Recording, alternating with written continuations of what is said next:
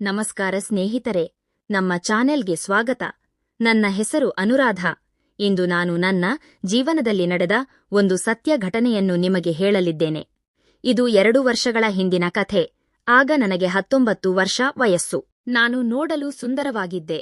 ಕುಂದಾಪುರದಂತಹ ಹಳ್ಳಿಯಲ್ಲಿ ಅನೇಕ ಹುಡುಗರು ನನ್ನ ಸೌಂದರ್ಯಕ್ಕೆ ಮಾರು ಹೋಗಿದ್ದರು. ಆದರೆ ನಾನು ಯಾರನ್ನೂ ಗಮನಿಸಲಿಲ್ಲ. ನಾನು ನೇರವಾಗಿ ಮಂಗಳೂರಿನ ಕಾಲೇಜಿಗೆ ಹೋಗುತ್ತಿದ್ದೆ ಮತ್ತು ಕಾಲೇಜಿನಿಂದ ನೇರವಾಗಿ ಮನೆಗೆ ಬರುತ್ತಿದ್ದೆ. ನನಗೆ ಶ್ರೀಮಂತ ಮನೆತನಗಳಿಂದ ವಿವಾಹದ ಪ್ರಸ್ತಾಪಗಳು ಬರುತ್ತಿದ್ದವು. ಆದರೂ ನನ್ನ ಕುಟುಂಬದ ಗೌರವದ ಬಗ್ಗೆ ಯೋಚಿಸಿ ನಾನು ಅವುಗಳನ್ನು ನಿರಾಕರಿಸುತ್ತಿದ್ದೆ. ಕ್ರಮೇಣ ಸಮಯ ಕಳೆದುಹೋಯಿತು ಮತ್ತು ನಾನು ನನ್ನ ಪದವಿಯನ್ನು ಕಾರ್ಕಳದಲ್ಲಿ ಪೂರ್ಣಗೊಳಿಸಿದೆ. ಪದವಿಯ ನಂತರ ಮನೆಯಲ್ಲಿ ನನಗಾಗಿ ವರನನ್ನು ಹುಡುಕಲು ಪ್ರಾರಂಭಿಸಿದರು. ನನ್ನ ತಾಯಿ ಸಂಬಂಧಿಕರ ಬಳಿ ವಿಚಾರಿಸಲು ತಿಳಿಸಿದರು. ಅನೇಕ ಕಡೆ ಹುಡುಕಿದ ನಂತರ ಬಂಟ್ವಾಳದಲ್ಲಿ ಒಂದು ಸಂಬಂಧ ನಿಶ್ಚಯವಾಯಿತು. ಹುಡುಗ ಒಳ್ಳೆಯ ಹುದ್ದೆಯಲ್ಲಿದ್ದನು ಮತ್ತು ಉತ್ತಮ ಸಂಬಳ ಪಡೆಯುತ್ತಿದ್ದನು. ಅವರಿಗೆ 15 ಎಕರೆ ಕೃಷಿ ಭೂಮಿ ಇತ್ತು. ಅಲ್ಲಿ ಹುಡುಗನ ಅಣ್ಣ ಕೃಷಿ ನೋಡಿಕೊಳ್ಳುತ್ತಿದ್ದನು. ಹುಡುಗನ ಹೆಸರು ಮಾಧವ ಎಂದು ಇಟ್ಟುಕೊಳ್ಳೋಣ. ಮದುವೆಯ ಮಾತುಕತೆಗೆ ಹುಡುಗನ ಕುಟುಂಬದವರು ಮಾತ್ರ ಬಂದಿದ್ದರು. ಮಾಧವ ಬರಲಿಲ್ಲ. ನನ್ನನ್ನು ನೋಡಿದ ತಕ್ಷಣ ಅವನ ಮನೆಯವರು ಒಪ್ಪಿಕೊಂಡರು ಮತ್ತು ದಿನಾಂಕ ನಿಗದಿಪಡಿಸಲು ಮುಂದಾದರು. ಇದನ್ನು ಕೇಳಿದ ನನ್ನ ಸಹೋದರ, ಹುಡುಗ ಇನ್ನೂ ಹುಡುಗಿಯನ್ನೂ ನೋಡಿಲ್ಲ, ಇಬ್ಬರೂ ಪರಸ್ಪರ ಮಾತನಾಡಬೇಕು ಎಂದು ವಾದಿಸಿದನು. ಅದಕ್ಕೆ ಮಾಧವನ ತಾಯಿ, ನನ್ನ ಮಗ ತುಂಬಾ ಸರಳ ಮತ್ತು ನಾಚಿಕೆ ಸ್ವಭಾವದವನು, ಮನೆಯವರು ಇಷ್ಟಪಟ್ಟ ಹುಡುಗಿಯೇ ನನಗೂ ಇಷ್ಟ ಎಂದು ಅವನು ಹೇಳಿದ್ದಾನೆ ಎಂದರು. ಎಲ್ಲರೂ ಅವನ ಗುಣವನ್ನು ಹೊಗಳಿದರು. ಆದರೆ ನನಗೆ ಒಳಗೆ ತುಂಬಾ ಅಶಾಂತಿ ಮತ್ತು ಸಿಟ್ಟು ಉಂಟಾಗಿತ್ತು. ಜೀವನ ಪರ್ಯಂತ ಜೊತೆಗಿರಬೇಕಾದ ವ್ಯಕ್ತಿಯನ್ನು ನೋಡುವ ಹಕ್ಕು ಹುಡುಗಿಯರಿಗೆ ಇಲ್ಲವೇ ಎಂದು ನಾನು ಯೋಚಿಸಿದೆ. 2 ಕುಟುಂಬಗಳು ಸೇರಿ 15 ದಿನಗಳ ನಂತರ ಮದುವೆಗೆ ಮುಹೂರ್ತ ನಿಗದಿಪಡಿಸಿದರು. ಎಲ್ಲರೂ ಸಂತೋಷದಿಂದ ಸಿದ್ಧತೆಗಳನ್ನು ಪ್ರಾರಂಭಿಸಿದರು. ಶೀಘ್ರದಲ್ಲೇ ಮದುವೆಯ ದಿನವೂ ಹತ್ತಿರ ಬಂದಿತು. ಮದುವೆಯ ದಿನ ನನ್ನ ಸ್ನೇಹಿತೆಯರು ನನ್ನನ್ನು ಸುಂದರವಾಗಿ ಅಲಂಕರಿಸಿದರು. ನಂತರ ನನ್ನನ್ನು ಮಂಟಪಕ್ಕೆ ಕರೆದೊಯ್ದರು. ನಾನು ಕೈಯಲ್ಲಿ ಹಾರ ಹಿಡಿದು ನಿಂತಿದ್ದೆ. ಆಗ ನನ್ನ ಕಣ್ಣುಗಳು ಮೊದಲ ಬಾರಿಗೆ ನನ್ನ ಭಾವಿ ಪತಿಯನ್ನು ನೋಡಿದವು. ಅವನನ್ನು ನೋಡಿದ ತಕ್ಷಣ ನಾನು ಕ್ಷಣಕಾಲ ದಿಗ್ಭ್ರಾಂತಳಾದೆ. ನನ್ನ ಮುಂದೆ ನಿಂತಿದ್ದ ವ್ಯಕ್ತಿ ಅತ್ಯಂತ ನಿಶಕ್ತನಾಗಿ ಮತ್ತು ಅನಾರೋಗ್ಯ ಪೀಡಿತನಂತೆ ಕಾಣುತ್ತಿದ್ದನು. ಅವನ ದೇಹದಲ್ಲಿ ಕಿಂಚಿತ್ತೂ ಶಕ್ತಿ ಇದ್ದಂತೆ ಕಾಣಲಿಲ್ಲ. ಅವನನ್ನು ನೋಡಿದಾಗ ನನ್ನ ಮನಸ್ಸು ಕುಸಿಯಿತು. ಇಲ್ಲಿಯವರೆಗೆ ಬಂದ ಎಷ್ಟೋ ಸುಂದರ ಪ್ರಸ್ತಾಪಗಳನ್ನು ಬಿಟ್ಟು ಇಂತಹ ಜೀವನ ಸಂಗಾತಿಯನ್ನು ಪಡೆಯುವಂತಾಯಿತಲ್ಲ ಎಂದು ಅಳು ಬಂದಿತು.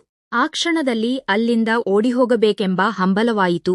ಆದರೆ ಸಮಾಜ ಮತ್ತು ಕುಟುಂಬದ ಒತ್ತಡದಿಂದ ನಾನು ಮಾಧವನ ಕುತ್ತಿಗೆಗೆ ಹಾರ ಹಾಕಿದೆ. ಸುತ್ತಮುತ್ತಲಿನ ಜನರು, ಹುಡುಗಿ ತುಂಬಾ ಸುಂದರವಾಗಿದ್ದಾಳೆ, ಹಣಕ್ಕಾಗಿ ಈ ಮದುವೆಗೆ ಒಪ್ಪಿರಬಹುದು ಎಂದು ಆಡಿಕೊಳ್ಳುತ್ತಿದ್ದುದು ನನ್ನ ಕಿವಿಗೆ ಬಿದ್ದು ಕಣ್ಣೀರು ತರಿಸಿತು. ಕೆಲವರು ಮದುವೆಯ ನಂತರ ಪತ್ನಿಯ ಆರೈಕೆಯಲ್ಲಿ ಅವನ ಆರೋಗ್ಯ ಸುಧಾರಿಸಬಹುದು ಎಂದು ಸಮಾಧಾನಪಡಿಸುತ್ತಿದ್ದರು. ಮದುವೆ ಮುಗಿದ ನಂತರ ನಾನು ಪುತ್ತೂರಿನಲ್ಲಿದ್ದ ನನ್ನ ಅತ್ತೆಯ ಮನೆಗೆ ತೆರಳಿದೆ. ಮನೆಯ ಸ್ಥಿತಿ ಚೆನ್ನಾಗಿದ್ದ ಕಾರಣ ನನ್ನ ಮನಸ್ಸು ಸ್ವಲ್ಪ ಶಾಂತವಾಯಿತು. ನಾನು ಮಾಧವನನ್ನು ನನ್ನ ಪತಿಯೆಂದು ಹೃದಯದಿಂದ ಸ್ವೀಕರಿಸಲು ನಿರ್ಧರಿಸಿದೆ. ದಿನಗಳು ಕಳೆದಂತೆ ನಮ್ಮ ವೈವಾಹಿಕ ಜೀವನದಲ್ಲಿ ಕೆಲವು ಸಮಸ್ಯೆಗಳು ಎದುರಾದವು. ಮಾಧವನು ದೈಹಿಕವಾಗಿ ತುಂಬಾ ದೌರ್ಬಲ್ಯ ಹೊಂದಿದ್ದನು. ನಮಗೆ ಏಕಾಂತ ಸಿಕ್ಕಾಗಲೆಲ್ಲ ಅವನು ತುಂಬಾ ಆತುರ ಪಡುತ್ತಿದ್ದನು.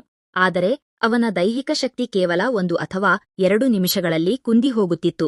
ನನಗೆ ಸಂಸಾರ ಸುಖದ ಬಗ್ಗೆ ಇದ್ದ ಕನಸುಗಳೆಲ್ಲ ಮಣ್ಣುಪಾಲಾಗುತ್ತಿದ್ದವು. ಅವನು ಶೀಘ್ರದಲ್ಲೇ ದಣಿದು ಮಲಗುತ್ತಿದ್ದನು. ಇದರಿಂದ ನಾನು ಮಾನಸಿಕವಾಗಿ ಮತ್ತು ದೈಹಿಕವಾಗಿ ತುಂಬಾ ಅತೃಪ್ತಳಾಗುತ್ತಿದ್ದೆ. ಈ ಅತೃಪ್ತಿ ನನ್ನನ್ನು ಒಳಗಿನಿಂದ ಸುಡುತ್ತಿತ್ತು. ಪ್ರತಿ ರಾತ್ರಿ ಇದೇ ಕಥೆ ಪುನರಾವರ್ತನೆಯಾಗುತ್ತಿತ್ತು. ಕೆಲವು ದಿನಗಳ ನಂತರ ನಾನು ತವರಿಗೆ ಹೋದಾಗ ನನ್ನ ತಾಯಿಯ ಎದುರು ತುಂಬಾ ಅತ್ತೆ, ಮನೆಯವರನ್ನು ಮಿಸ್ ಮಾಡುತ್ತಿದ್ದೇನೆ ಎಂದು ಸುಳ್ಳು ಹೇಳಿದೆ. ಸತ್ಯವನ್ನು ಹೇಳುವ ಧೈರ್ಯ ನನಗಿರಲಿಲ್ಲ. ನಂತರ ಮತ್ತೆ ಅತ್ತೆ ಮನೆಗೆ ಮರಳಿದೆ. ಅದು ಬೇಸಿಗೆ ಕಾಲವಾಗಿದ್ದರಿಂದ ಎಲ್ಲರೂ ಅಂಗಳದಲ್ಲಿ ಅಥವಾ ಫ್ಯಾನ್ ಇರುವ ಕಡೆ ಮಲಗುತ್ತಿದ್ದರು. ಒಂದು ರಾತ್ರಿ ಮಾಧವ ಎಂದಿನಂತೆ ಬೇಗನೆ ಸುಸ್ತಾಗಿ ನಿದ್ರಿಸಿದನು. ಅಂದು ಅಂಗಳದಲ್ಲಿ ಮಲಗಿದ್ದ ನನ್ನ ಭಾವ ಅನಿಲ್ ಹೆಸರು ಬದಲಾಯಿಸಲಾಗಿದೆ ಮತ್ತು ಅಕ್ಕನ ನಡುವಿನ ಸಂಭಾಷಣೆ ಹಾಗೂ ಅವರ ಆತ್ಮೀಯತೆಯ ಶಬ್ದ ಕೇಳಿಸಿತು. ಅವರ ಸುಖಮಯ ಜೀವನವನ್ನು ಕಂಡು ನನಗೆ ನನ್ನ ಸ್ಥಿತಿಯ ಬಗ್ಗೆ ಮರುಕವಾಯಿತು. ಮರುದಿನ ಅನಿಲ್ ಒಬ್ಬನೇ ಅಂಗಳದಲ್ಲಿ ಮಲಗಿದ್ದಾಗ ನನ್ನ ಅತೃಪ್ತಿಯ ಉತ್ತುಂಗದಲ್ಲಿ ನಾನು ವಿವೇಚನೆ ಕಳೆದುಕೊಂಡು ಅವನ ಬಳಿ ಹೋದೆ. ನನ್ನ ದೌರ್ಬಲ್ಯದ ಕ್ಷಣದಲ್ಲಿ ನಡೆದ ಆ ಘಟನೆಯು ನನ್ನ ಜೀವನದ ದೊಡ್ಡ ತಪ್ಪಾಯಿತು. ಅನಿಲ್ ಕೂಡ ಆರಂಭದಲ್ಲಿ ಅಚ್ಚರಿಗೊಂಡರು. ನಂತರ ಸಂಯಮ ಕಳೆದುಕೊಂಡನು. ಈ ರಹಸ್ಯ ಸಂಬಂಧ ಕೆಲವು ದಿನ ಮುಂದುವರಿಯಿತು. ಆದರೆ ಒಂದು ದಿನ ನನ್ನ ಅತ್ತೆ ಇದನ್ನು ಗಮನಿಸಿಬಿಟ್ಟರು. ಅವರು ನನ್ನನ್ನು ತೀವ್ರವಾಗಿ ತರಾಟೆಗೆ ತೆಗೆದುಕೊಂಡಾಗ ನಾನು ಆವೇಶದಲ್ಲಿ ಮಾಧವನ ದೈಹಿಕ ಅಸಮರ್ಥತೆಯ ಬಗ್ಗೆ ಮತ್ತು ನನ್ನ ಅತೃಪ್ತಿಯ ಬಗ್ಗೆ ಎಲ್ಲವನ್ನೂ ಹೇಳಿಬಿಟ್ಟೆ. ಮಾಧವನು ಕೂಡ ಇದನ್ನು ಕೇಳಿ ತನ್ನ ತಪ್ಪನ್ನು ಅರಿತುಕೊಂಡನು. ನಂತರ ಅವನು ವೈದ್ಯಕೀಯ ಚಿಕಿತ್ಸೆ ಪಡೆಯಲು ಮುಂದಾದನು. ಈ ಘಟನೆಯಿಂದ ನಮ್ಮ ಕುಟುಂಬದ ನೆಮ್ಮದಿ ಹಾಳಾಯಿತು. ನಾನು ಮಾಡಿದ ತಪ್ಪು ಮತ್ತು ಮಾಧವನ ದೌರ್ಬಲ್ಯ ಎರಡೂ ಸೇರಿ ನಮ್ಮ ಜೀವನವನ್ನು ಸಂಕಷ್ಟಕ್ಕೆ ದೂಡಿದವು. ಯಾವುದೇ ಸಂಬಂಧದಲ್ಲಿ ಪಾರದರ್ಶಕತೆ ಮತ್ತು ಆರೋಗ್ಯ ಎರಡೂ ಮುಖ್ಯ ಎಂಬುದೇ ಈ ಕಥೆಯ ಸಾರಾಂಶ. ಸ್ನೇಹಿತರೆ, ಈ ಕಥೆ ನಿಮಗೆ ಇಷ್ಟವಾಗಿದ್ದರೆ ದಯವಿಟ್ಟು ಲೈಕ್ ಮಾಡಿ, ಹೆಚ್ಚು ಶೇರ್ ಮಾಡಿ ಮತ್ತು ನಮ್ಮ ಚಾನೆಲ್ ಅನ್ನು ಸಬ್ಸ್ಕ್ರೈಬ್ ಮಾಡಿಕೊಳ್ಳಿ. ಮತ್ತೊಂದು ಇಂಟರೆಸ್ಟಿಂಗ್ ಕಥೆಯೊಂದಿಗೆ ಬರುತ್ತೇನೆ. ಧನ್ಯವಾದಗಳು.